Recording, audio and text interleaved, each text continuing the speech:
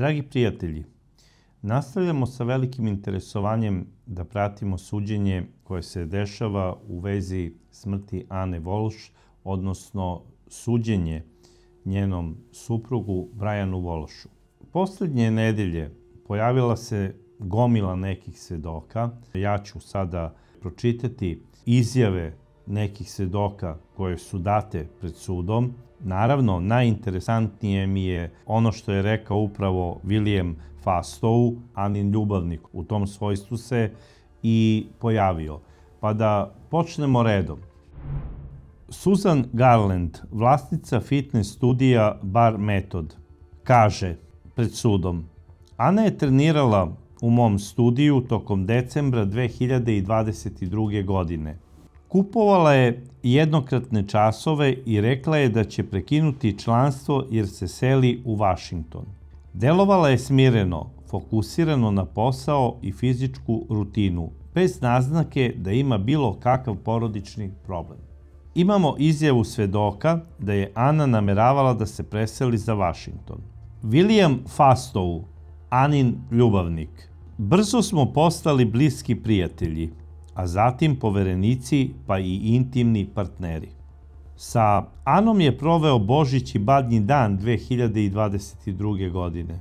Ana mu je govorila o planovima da promeni život, da želi stabilniju budućnost i više vremena sa decom. Nije znao da li je ona planirala da prizna Brianu aferu koju su imali. Sada, njih dvoje su se upoznali u martu 2022. godine, kada su Brian i Ana odlučili da kupe kuću u Washingtonu. I naravno, sada je Jay Mutlu, kao najbolji prijatelj Brianov i Anin, rekao: nemojte ništa da brinete, imam tamo najboljeg agenta za pronalazak dobrih kuća i preporučujem vam upravo njega da vam pronađe neku dobru kuću. I tako se i desilo. William je tako postao poznanik Ane Volš i Briana Volša. Ali, moram da napomenem da on nikada lično nije upoznao Briana Volša, zato što je Brian Volš bio u kućnom pritvoru. I sada šta se dešava? Ana i William idu tako po Washingtonu, gledaju jednu kuću pa drugu kuću, znate kako to ide. I sada u tom obilasku tih kuća koje su bile u ponudi, rodilo se i neko prijateljstvo između Ane i Williama. I sredinom leta 22. godine William i Ana stupaju u intimnu vezu. William je imao problema sa suprugom, bio je znači u fazi razvoda, a Ana nije bila zadovoljna svojim životom sa Brianom, kako je rekla Williamu, zato što on će najverovatnije biti osuđen na zatvor i sada tu nastaje problem. Doduše, kako je William rekao, ona nikada ružno ništa nije rekla o Brianu, čak i na njegovo insistiranje u smislu da Brian kad tad mora da sazna za tu vezu. Ana je govorila: to je najbolje da sazna od mene, jer ja to moram da mu kažem na jedan poseban način kako ga ne bi emotivno povredila.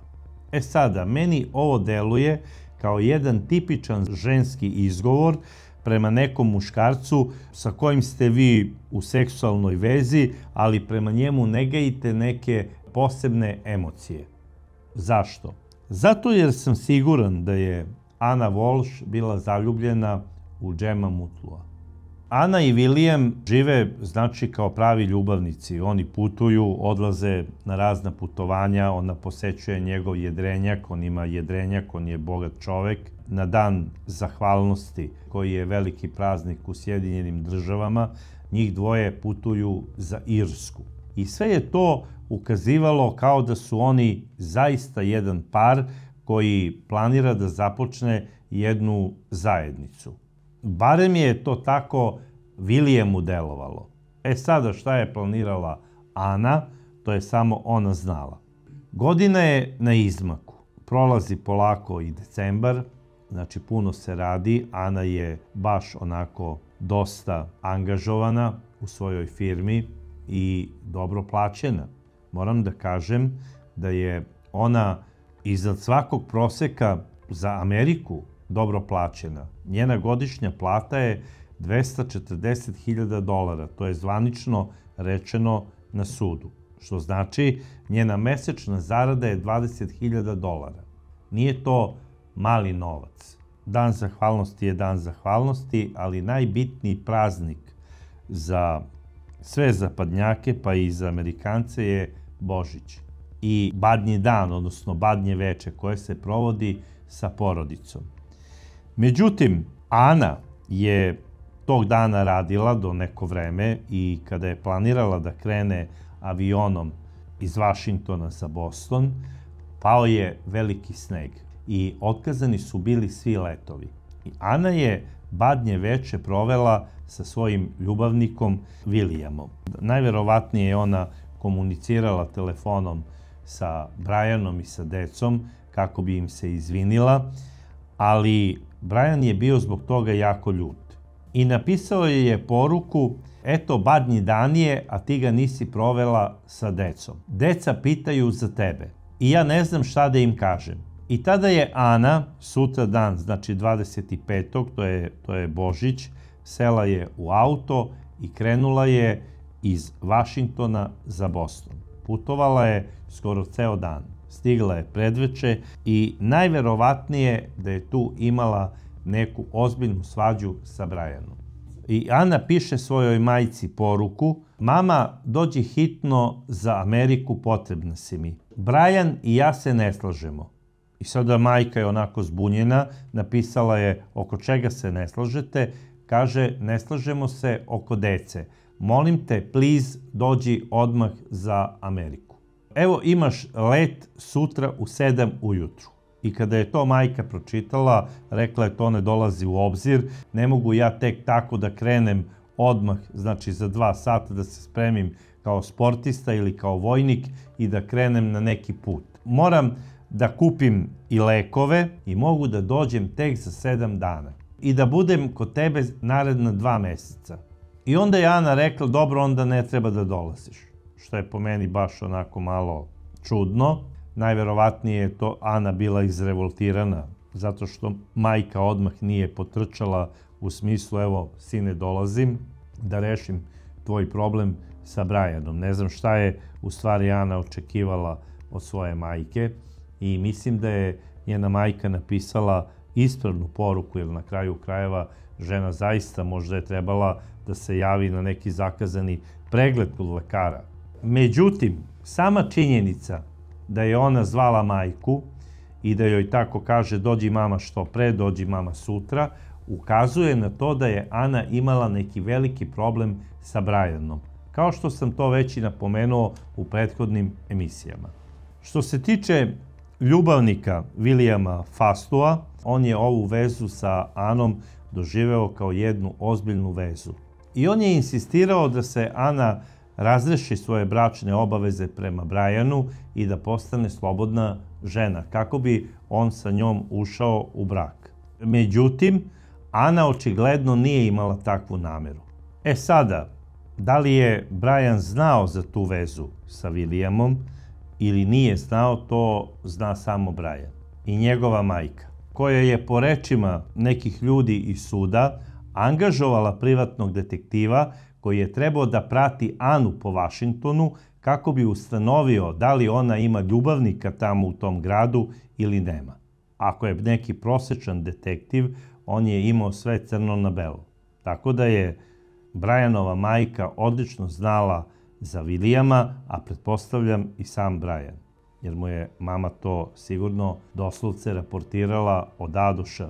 Ali da vidimo šta kažu drugi svedoci u vezi svega ovoga što se dešava na ovom suđenju. Matthew Sheehan, državna forenzička laboratorija. On je jedan od glavnih svedoka optužbe koji je opisivao fizičke dokaze pronađene u kući Walshovih. Prikazao je fotografije, sekire, testerice, čekića i drugih predmeta sa crveno-smeđim mrljama. Testovi su potvrdili da su mrlje zapravo krv na više predmeta. Neki uzorci sadrže DNK Ane Walsh. Našao je kuhinjski nož na polici u kuhinji, sakriven iza bočice hidrogen peroksida. Nož je bio vizuelno sumnjiv jer je imao tamne mrlje na sečivu. Rekao je da mu je odmah zapalo za oko zašto je nož gurnut iza hemikalija, a ne odložen normalno sa ostalim priborom.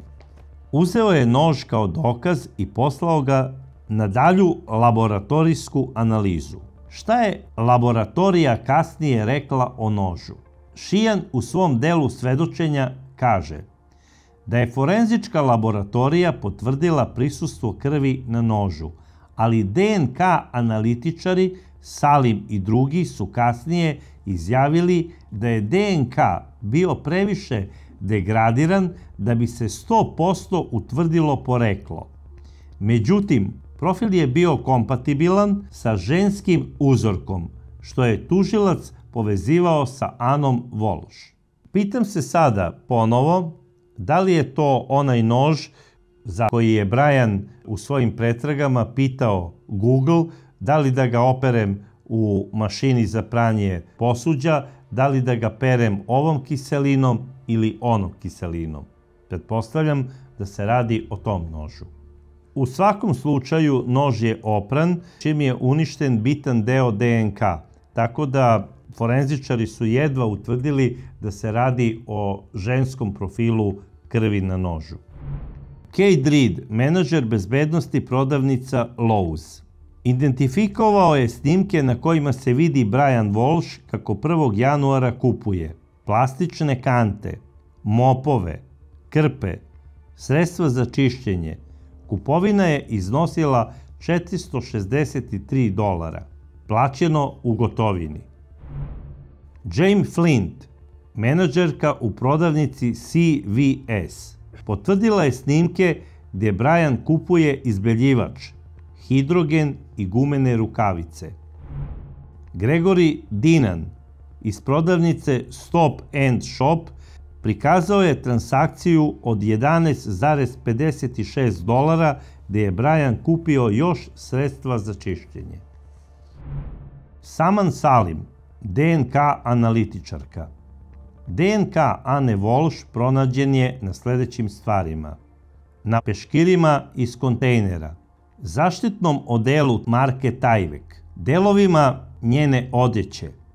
Brianov DNK se pojavio samo na jednoj papirnoj maramici sa smeđom mrljom.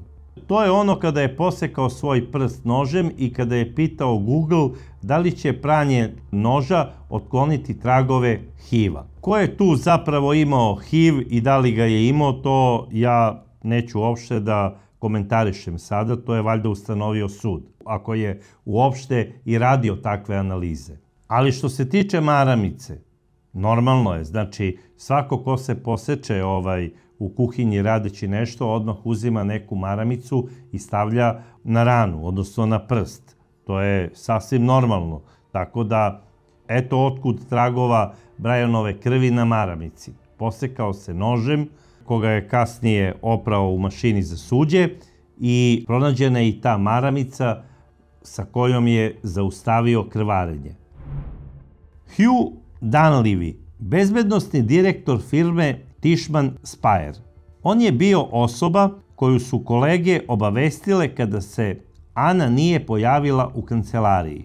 Pozvao je Briana Walsha i pitao ga je gdje je Ana. Rekao je da je Brian tada delovao veoma smireno i tvrdio da je Ana otputovala. Nije zvučao kao neko ko traži svoju nestalu ženu. Janet Cotter, svedok iz salona za nokte. Ana je bila u salonu nekoliko sati pre nestanka. Delovala je sasvim normalno, opušteno, nije spominjala nikakav hitan let niti poslovno putovanje, već da jedva čeka 1. januar kada će otići sama sa mužem na jednu posebnu večeru. Znači, Ana ovde spominje neku večeru i to sa Brianom. I sad ja moram da se zapitam kako je Ana mogla da govori da je planirala da ide na neku večeru kada je znala da je njen suprug u kućnom pritvoru i da on ne sme da izlazi iz stana dok mu to ne odobri žena koja je posebno određena iz Odeljenja za krivične sankcije i koja vrši nadzor nad Brianom. I s obzirom da ta večera nije ni trebala da bude, ja se sada pitam zašto je uopšte Ana otišla da radi te nokte. Za koga se ona to sređivala? Ali doći ćemo do toga kasnije. Potresno svedočenje Džema Mutlua. Svi znamo ko je Džem Mutlu. On je zapravo veliki prijatelj porodice Walsh, pre svega Briana, a naravno i Ane. I sada da vidimo šta je zapravo izjavio Džem Mutlu. Rekao je da je on sa Anom još tokom leta imao dug razgovor o njenim bračnim problemima, ali da je ona pominjala samo tugu zbog Brianovih nevolja sa zakonom. 29. decembra Ana i on su imali još jedan razgovor i Ana mu je tada rekla da planira da angažuje bračnog savjetnika, jer ima problema u braku. Mnogo joj je teško padalo što je Brian u kućnom pritvoru i ne može da se preseli sa decom za Vašington. Rekla je da joj deca strašno nedostaju.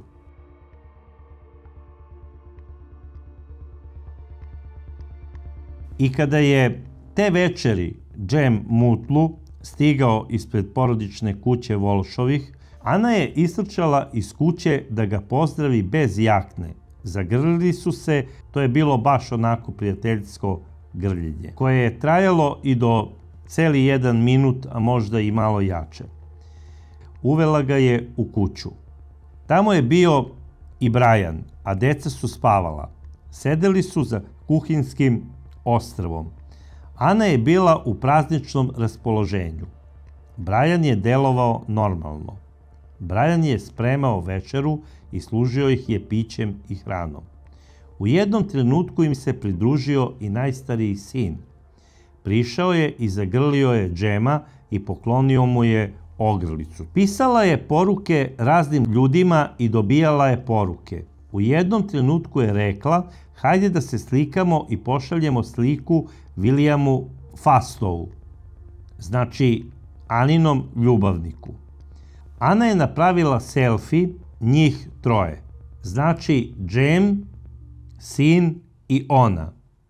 Anin sin je bio tu oko pola sata i vratio se na spavanje. Brian je rekao Džemu da je negde zagubio svoj telefon.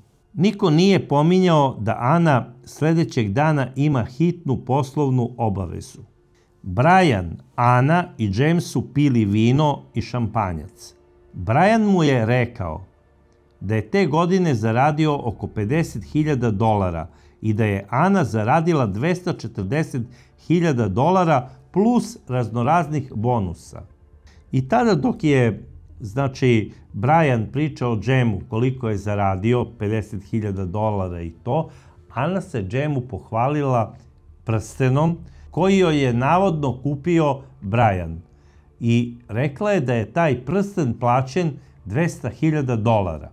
Možete da zamislite. I pokazala ga je. To je bio lep, briljantski prsten. Mislim, zaista neobično. Džem je odlučio da ode oko 1 sat iza ponoći, ne seća se tačnog vremena, ali je otišao malo ranije zato što je znao da Ana i Brian rano ustaju zbog dece. 4 dana kasnije, Brian mu je javio da je Ana nestala. Džem je pitao kako je to moguće i da li su se možda posvađali, a Brian mu je odgovorio: da li ti je izgledalo da smo u svađi kada si bio kod nas? Malo čudan odgovor. Znači, zovem prijatelja, kaže mu nestala mi je žena i on me pita: dobro, da li ste se posvađali, u smislu da li ste se posvađali pa je žena pobegla od kuće? A odgovor je zaista iznenađujući. Da li smo ti mi ličili na nekog ko se svađao to veče? Umesto da je rekao da ili ne, što je normalno, a ne tu da postavlja neka zagonetna potpitanja. Posle ovoga, Džem je bio u šoku i ništa mu nije odgovorio, osim da mora da pozove policiju odmah. Po Džemovim rečima, Brian mu je zvučao hladno i nimalo uspaničeno. Sad, moram još nešto da vam kažem u vezi Džema Mutlua. On je prvenstveno Brianov prijatelj koji je zaposlio Brianovu suprugu Anu kod sebe u firmi. I kako to sada već biva, oni su znači zajedno radili, išli su na te raznorazne proslave, koktele i na kraju krajeva poslovne neke sastanke, na poslovna putovanja. I Ana i Džem su se posebno zbližili. Do te mere da je Ana njemu priznala da je zaljubljena u njega. Ona mu je jednog dana bukvalno rekla: Džem, ja sam zaljubljena u tebe. Međutim, Džem nije prihvatio njeno udvaranje zato što je poštovao kodeks prijateljstva između njega i Briana Walsha. A i iz jednog drugog razloga, a to se videlo nakon par meseci, kada je Džem stupio u vezu sa jednom drugom devojkom iz te iste firme.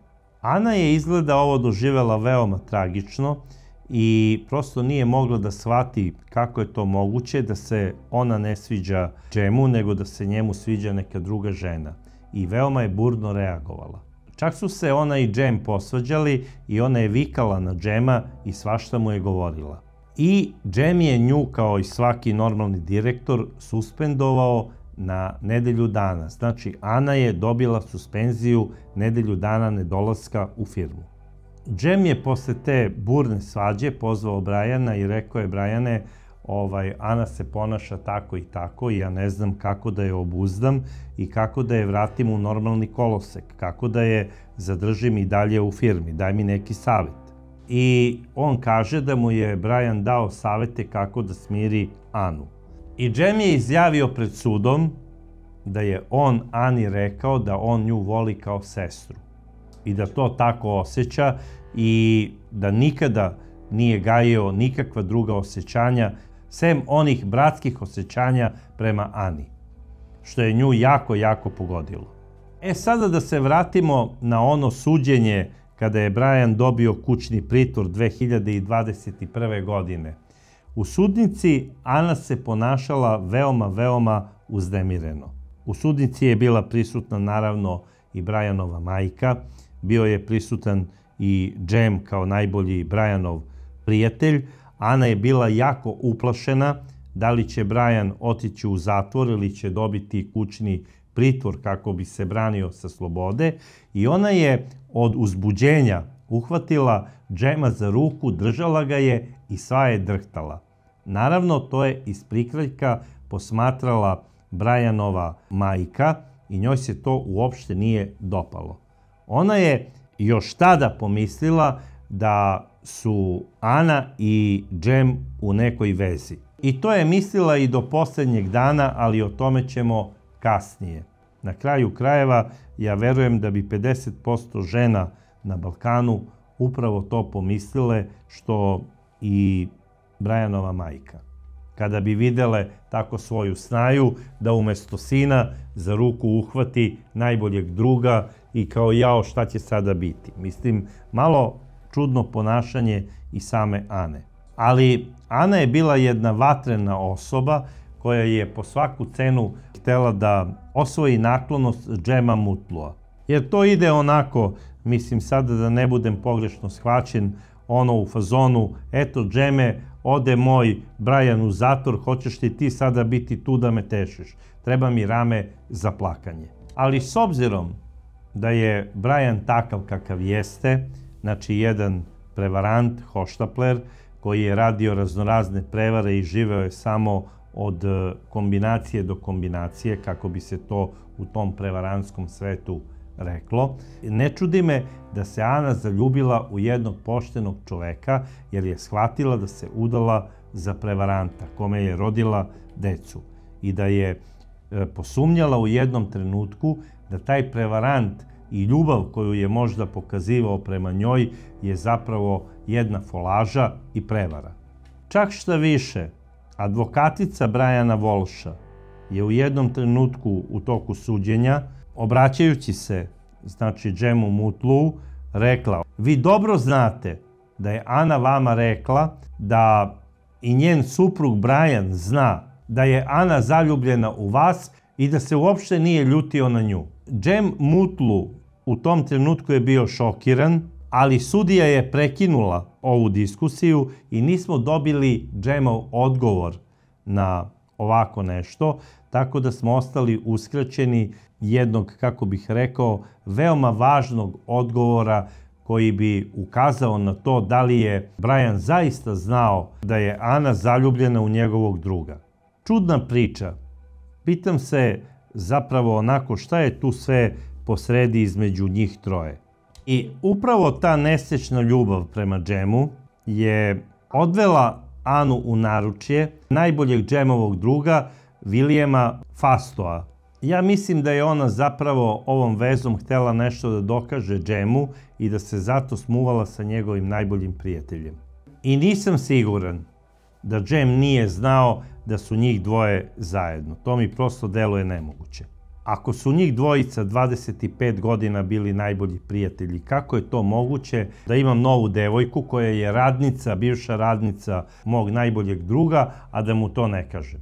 To je prosto nemoguća misija. I sam William Fastow je izjavio da se ne sjeća kada je tačno Džemu rekao da su njih dvoje u vezi. Da li je to bilo pre Nove godine ili je bilo posle Nove godine. Tako da se u celoj ovoj priči ja zaista pitam ko sve s kim je tu bio i kakvo je zapravo to vrzino kolo. Ne kažem ja da je Ana neka razvrtna žena, daleko od toga. Ona je bila jedna veoma vredna, lepa žena koja je htela da bude voljena, ali očigledno da tu ljubav nije dobila od svog bezosećajnog muža Briana, koji je zapravo prevarant i koji je mislio da je svet stvoren zbog njega i koji je sve gledao kroz novac, jer ga je tako vaspitavala njegova bezosećajna majka. Takođe, na suđenju pojavila se i Brianova poverenica za izvršenje kazne, odnosno žena koja ga je obilazila jednom nedeljno, to jest svake srede. Rekla je da je Brian bio u obavezi da joj mailom svake srede napiše svoje kretanje koje je planirao za narednih nedelju dana, a da mu je to dozvoljeno, jer kako kaže, njemu je bilo dozvoljeno da ide po decu u vrtić, da ide kod lekara ako ima potrebu za tim i posle to da pravda lekarskim nalazom, da ide u banku kako bi podigao novac i da ide u prodavnicu kako bi kupio osnovne namirnice. Takođe je imao i mogućnost da joj najavi ako ima neku porodičnu obavezu prema svojoj majci. I šta je ova žena rekla na sudu? Da je on u sredu 28. decembra njoj poslao mailom sledeće svoje obaveze. Odvoženje i dovoženje dece, bacanje smeća, odlazak do prodavnice i što je najbitnije, da 1. januara u 3 sata popodne, znači u 15 časova, treba da odveze svoju majku od svoje kuće do njene kuće, zato što je majka imala neku operaciju i novogodišnji praznik će provesti s njim.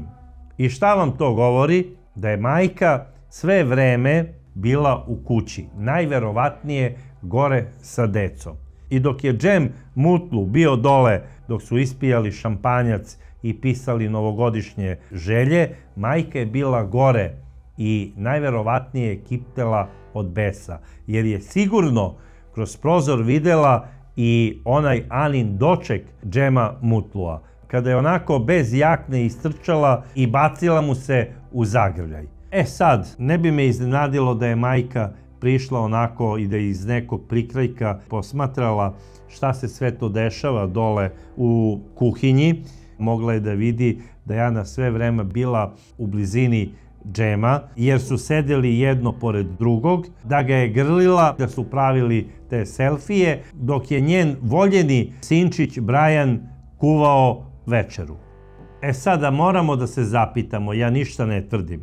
Ja samo pretpostavljam i pitam, da li je možda u glavi ove žene nešto puklo i kada je Džem otišao i kad ga je navodno Brian ispratio, da li je ona strčala dole u kuhinju i da li je započela neku svađu sa svojom snajom. Da li je možda rekla kako te nije sramota, ti tamo balkanska kučko, da tu na očigled moga sina, njega onako divnog i lepog, varaš sa ovim Turčinom tamo iz Istanbula. Isti ste vi, 500 godina ste živeli u istoj državi. Sram vas bilo. Da li je možda Ana, pošto je bila onako vatrena, eksplozivna, kada je sve to čula, rekla, ma daj ti tamo, mislim, pustinjska lisice, skloni mi se s očiju, nisi bila dostojna ničega, ni svojih roditelja, a kamoli doktora za koga si bila udata, stideo se tebe čitavog života jer nikada nisi mogla da se prilagodiš američkom načinu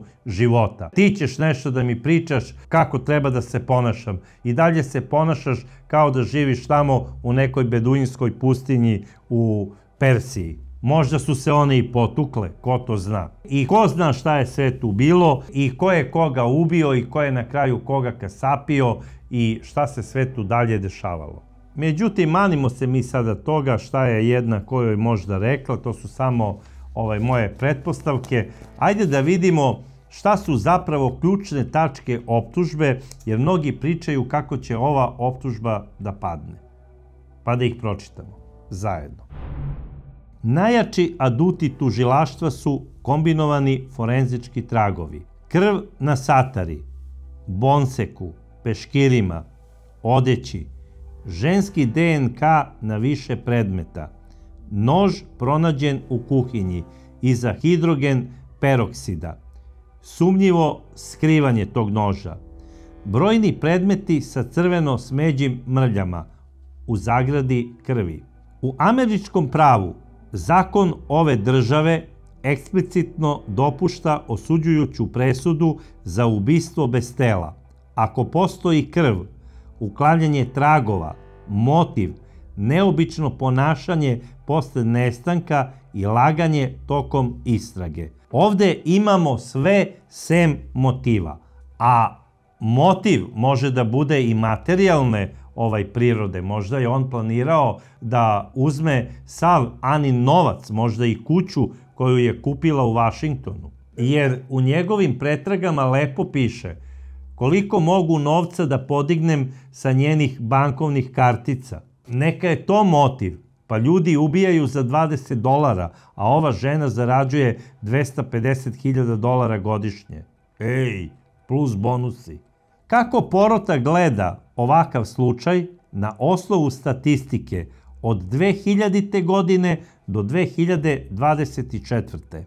U slučajevima gde nema tela, gde postoje opsežne Google pretrage, gde su prikazani pokušaji prikrivanja i gde je muž poslednja osoba koja je videla ženu, presude su u 92% slučajeva osuđujuće.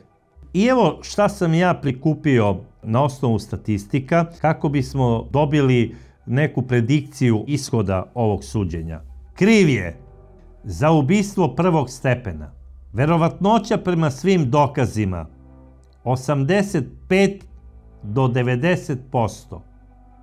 Kriv je za ubistvo drugog stepena. Verovatnoća 8 do 12%. Najmanje verovatan ishod. Nije kriv. Verovatnoća 1 do 3%. Čuli ste šta neke statistike govore i ja verujem u njih, jer na kraju krajeva uvek tako ispadne. Uvek ona najveća verovatnoća ispadne kao tačna.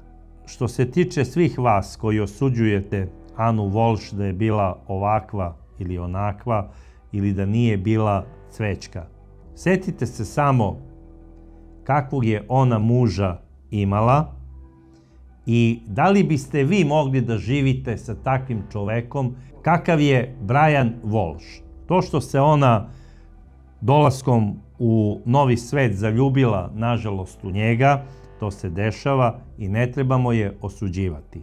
Na kraju krajeva, ona je ipak naše gore list. A u iščekivanju vaših komentara u vezi ove moje večerašnje emisije, ja vas pozdravljam do sledećeg izveštaja sa suđenja Brianu Walshu.